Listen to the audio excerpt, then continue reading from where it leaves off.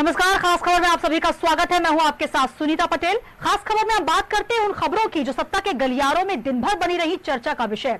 ऐसी खबरों के साथ हाजिर हैं खास खबर के साथ।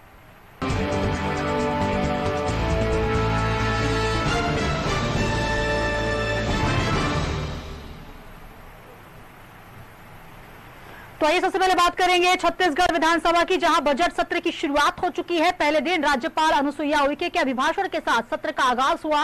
राज्यपाल ने राज्य सरकार के पिछले वर्ष की उपलब्धियां गिनवाई। राज्यपाल ने अपने भाषण में कहा कि मुझे इस बात की खुशी है कि आप सभी गढ़बो नवा छत्तीसगढ़ के लिए एकजुट होकर काम कर रहे हैं। सत्र के दौरान अभिभाषण में राज्यपाल ने राज्य सरकार की तारीफ करते हुए कहा कि मेरी सरकार ने कोरोना से निपटने और उसे रोकने की दिशा में बेहतरीन काम किए हैं। विपक्ष ने अभिभाषण में अपनी प्रतिक्रिया भी दी। नेता प्रतिपक्ष ने इसे नीरस अभिभाषण बताया। उन्होंने कहा कि सरकार की तरफ से कुछ नया करने के दस्तावेज में कुछ दिखाई नहीं दे रहा। जेसीसीजे विधायक धर्मजीत सिंह ने दिशाहीन अभिभाषण बताया। उन्होंने कहा कि समाज और प्रदेश में व्याप्त समस्याओं की ओर इस अभिभाषण में कहीं कोई जिक्र नहीं हुआ। इस पर संसदीय कार्य मंत्री रविंद्र चौबे ने कहा कि अभिभाषण को हम सरकार की भविष्य की कार्यनीति मानते हैं और सौभाग्य से आज के अभिभाषण में तीनों ही क्षेत्रों के महामहिम ने कवर किए हैं और छत्तीसगढ़ के इंफ्रास्ट्रक्चर डेवलपमेंट के लिए जो भी नीतियां बनाई गई हैं उसके बारे में महामहिम ने अपनी बात कही। देखिए, जो पूरे भाषण के दौरान में लोग उठते रहे, इससे नीरस भाषण कुछ हो नहीं सकता। इस अभिभाषण में कि सरकार की ओर से कुछ नए करने की उसमें उस दस्तावेज में कुछ दिखाई नहीं दे रहा है।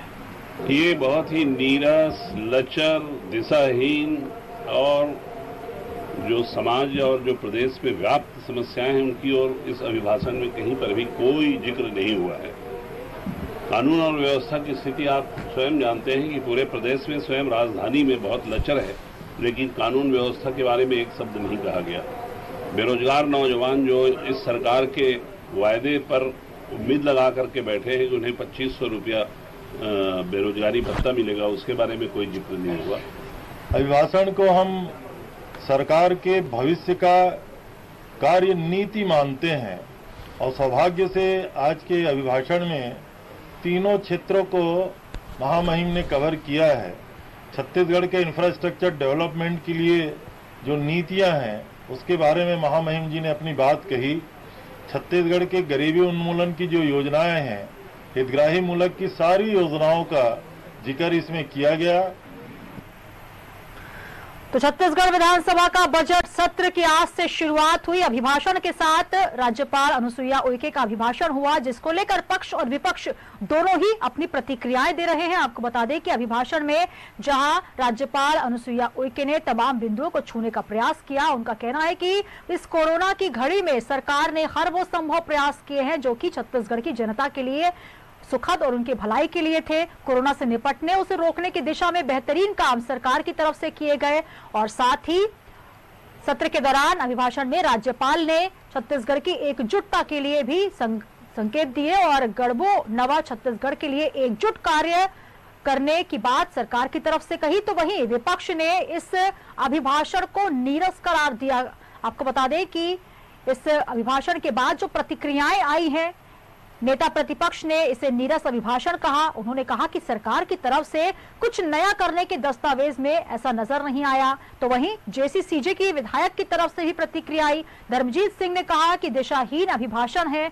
उन्होंने कहा कि समाज और प्रदेश में व्याप्त समस्याओं की ओर इस अभिभाषण में कोई जिक्र नहीं हुआ है। तो आज छत्तीसगढ़ विधानसभा के बजट सत्र की शुरुआत हुई है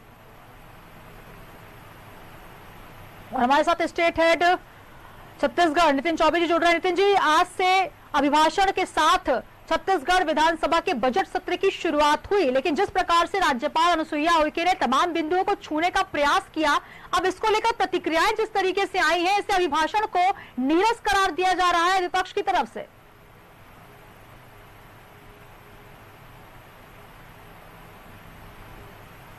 नितिन जी, अब तक आवाज पहुंच पा रही है? तो वो पुनः जोड़ने का प्रयास करेंगे। आपको बता दें कि छत्तीसगढ़ विधानसभा का बजट सत्र जिसकी शुरुआत हो चुकी है, सरकार ने कोरोना के समय बेहतर काम करने के अपने संकल्प को दोहराया, तो वहीं नेता प्रतिपक्ष ने अभिभाषण को नीरस करार दिया। समस्याओं से दूर और उनके जो क्रियान्वयन होना चाहिए, जिस तरीके से अभिभाषण में जिक्र होना चाहिए था तमाम पहलुओं का, वो नहीं हुआ, ऐसा कहना है विपक्ष का। तो वहीं संसदीय कार्य मंत्री रविंद्र चौबे ने कहा कि अभिभाषण में सरकार की भविष्य की जो कार्यनीति है वो साफ तौर पर स्पष्ट नजर आ रही है और सौभाग्य से आज का अभिभाषण तीनों ही क्षेत्रों को महामहिम ने इसमें कवर किया है। छत्तीसगढ़ के इंफ्रास्ट्रक्चर डेवलपमेंट के लिए जो नीतियां हैं उसके बारे में महामहिम ने तमाम बातें रखी हैं। तो मिली जुली प्रतिक्रियाओं के बीच आज शुरुआत हुई है छत्तीसगढ़ के विधानसभा बजट सत्र की।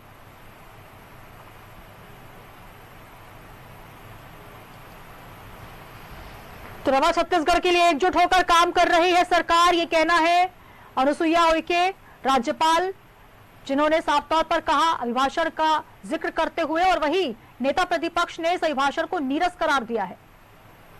तमाम जानकारी के साथ एक बार फिर हमारे साथ स्टेट हेड छत्तीसगढ़ नितिन चौबे जी जुड़ रहे हैं। नितिन जी, अगर आज की जिक्र की जाए तमाम मुद्दों को लेकर, जिस प्रकार से विधानसभा सत्र की शुरुआत हुई, राज्यपाल अनुसुईया उइके ने तमाम पहलुओं को छूने का प्रयास किया, सरकार किस तरीके से काम कर रही है तमाम बिंदुओं को छूने का प्रयास किया। कोरोना का एक कठिन समय रहा है जिसमें सरकार की गतिविधियों का भी उन्होंने जिक्र किया और बेहतरीन काम करने की बात कही, लेकिन जो प्रतिक्रियाएं आ रही है विपक्ष की तरफ से, इस अभिभाषण को ही उन्होंने नीरस करार दे दिया।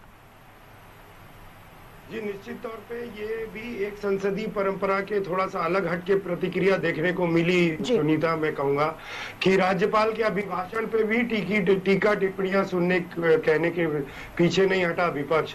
हालांकि महामहिम राज्यपाल ने जो अनुसुईया उइके ने कहा वो कि उन्होंने साफ तौर पे अपनी अभिभाषण में सरकार की कई चुनौतियों और उपलब्धियों का जिक्र किया।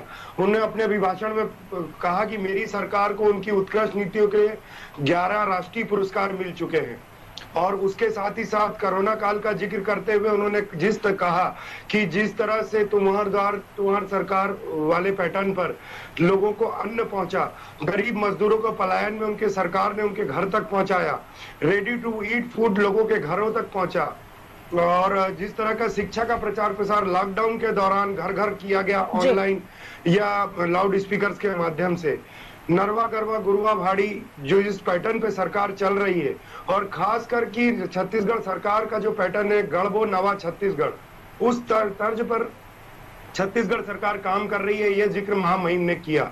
और ऐसी ही कई योजनाएं, खासकर की राजीव गांधी किसान न्याय योजना, और इस साल सरकार के धान जो 93 लाख मीट्रिक टन धान खरीदा है सरकार ने, उसको आश्चर्यजनक बताते हुए सरकार की उपलब्धियों को गिनाया महामहिम ने। लेकिन जब राज्यपाल के अभिभाषण के बाद सदन के अंदर नेता प्रतिपक्ष और जोगी जनता कांग्रेस के विधायक धर्मजीत सिंह से पूछा गया, तो नेता प्रतिपक्ष का तो यह कहना था कि सरकार में भविष्य का कोई लेखा जोखा दिखाई नहीं पड़ता।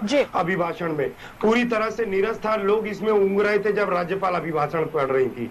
उसके अलावा भी उन्होंने कई चीजों का जिक्र किया, ना इसमें बेरोजगारी है, ना कानून व्यवस्था का जिक्र है, ना ही कई पहलुओं को छूकर उन्होंने टीका टिप्पणी करी। वहीं पर धर्मजीत सिंह जो जोगी जनता कांग्रेस के विधायक है, उन्होंने भी साफ तौर पे कहा कि बेरोजगारी भत्ता को लेकर सरकार कहीं नहीं कहती है, उद्योग नीति को लेकर कोई विशेष चर्चा अभिभाषण में नहीं दिखती, लॉ एंड ऑर्डर कानून व्यवस्था या महिलाओं के साथ अनाचार को लेकर ऐसी कोई आंकड़े या उनके लिए सुदृढ़ कानून बनाया गया ऐसा अभिभाषण में नहीं आया। इन सब बातों को लेकर उन्होंने सीधे कहा, गोधन न्याय योजना का उदाहरण देते हुए, कि सरकार केवल गोबर पर केंद्रित हो गई है, इस तरह की टीका टिप्पणी करी। बिल्कुल नितिन जी, अगर बात की जाए जिस प्रकार से अगर इस पूरे भाषण को देखा जाए, जहां राज्यपाल अनुसुईया उइके ने सरकार की उपलब्धियां गिनवाई, जो उपलब्धियां अब तक की रही हैं, जिस प्रकार से गढ़बो नवा छत्तीसगढ़ की बात हो, चाहे धान खरीदी में एक रिकॉर्ड दर्ज किया हो, या फिर लगातार जिस दिशा में सरकार प्रयास कर रही है और एक लंबा समय जो नेगेटिविटी का रहा है, नकारात्मकता का रहा, और कहीं ना कहीं राज्य और केंद्र सरकार के बीच जिस तरीके का संघर्ष रहा, उस बीच क्या कुछ उपलब्धियां सरकार ने हासिल की है, ये तमाम चीजें अभिभाषण में नजर आई। लेकिन समस्याएं और समस्याओं का समाधान, साथ ही भविष्य को लेकर सरकार की क्या कुछ कार्यनीति है, ये नजर नहीं आए, ये कहना है विपक्ष का। लेकिन कहीं ना कहीं सरकार की तरफ से जो प्रतिक्रियाएं आई उनका यही कहना है कि भविष्य को लेकर भी सरकार काम कर रही है और कहीं ना कहीं ये आगाज है और इसको लेकर सरकार अब क्या कुछ करेगी विपक्ष, क्योंकि ये कहा जा रहा था कि सत्र के आगाज में ही हंगामा देखने को मिलेगा, लेकिन अभिभाषण के साथ प्रतिक्रियाएं जो है वो नकारात्मक आनी शुरू हो चुकी है। ये कहा जा सकता है कि आगे स्थितियां और ज्यादा हंगामेदार हो सकती हैं। जी निश्चित तौर पे सुनीता जी, हिसाब से अभिभाषण के दौरान ही टीका टिप्पणी और विपक्ष ने टांग खींचना चालू कर दिया सत्ताधारी पक्ष का या उनकी योजनाओं का या नीतियों का। वहीं पर सत्ताधारी पक्ष जिस हिसाब से अपने पक्ष रख रहा है, खास तौर पे वो नई उद्योग नीति को लेकर, तो अभिभाषण के खत्म होने के बाद मुख्यमंत्री ने तुरंत नई उद्योग नीति को लेते हुए एक ऐप लॉन्च करी है जी। उसमें तमाम तरह की सुविधाएं नई उद्योग नीति का, या एसएमई हो या अन्य कोई उद्योग, कुटीर उद्योग से लेके सारे उद्योगों की डिटेल है और किस तरह से उनका पंजीयन होकर क्या क्या योजनाएं छत्तीसगढ़ सरकार उसमें दे रही है। उस ऐप की वो खासियत है। तो साफ तौर पे सरकार अब अपने सेकेंड टर्म में, तीसरे टर्म है जो उनका 2 साल बीत चुके हैं, उसमें साफ तौर पे देश बनाने को उनका मुख्य उद्देश्य था एग्रीकल्चर को प्रमोट करना, क्यों गाँव किसान को प्रमोट करना। अब जो है भूपेश सरकार का नजरिया जो आगे की तरफ जा रहा है वो खास तौर पर उद्योग नीति, रोजगार को बढ़ाना और किस तरह से न्याय व्यवस्था और सुरक्षा व्यवस्था को मजबूत सुदृढ़ किया जाए, इस और अग्रसर कदम देखते हुए मिलता है। लेकिन ये निश्चित तौर पे कहा जा सकता है कि पहला ही दिन जब छोटी मोटी गर्माहट के साथ शुरू हुआ जी, तो ये सत्र जो 24 बैठकें होनी है काफी गर्माहट भरा गुजरेगा। बिल्कुल, तो कहीं ना कहीं सरकार तमाम कोशिशें कर रही है कि इस पूरे सत्र में जो तमाम मुद्दे जनता से जुड़े हुए हैं और छत्तीसगढ़ के भविष्य के साथ जुड़े हुए हैं वो निकल कर आए। तो वहीं अब विपक्ष भी पूरी तैयारी के साथ है। अब देखना दिलचस्प होगा कि आगामी सत्र में किस तरीके की स्थितियां बनेगी। बहुत शुक्रिया हमारे साथ जुड़ने के लिए। तो आज सत्र का आगाज हुआ राज्यपाल अनुसुईया उइके के अभिभाषण के साथ।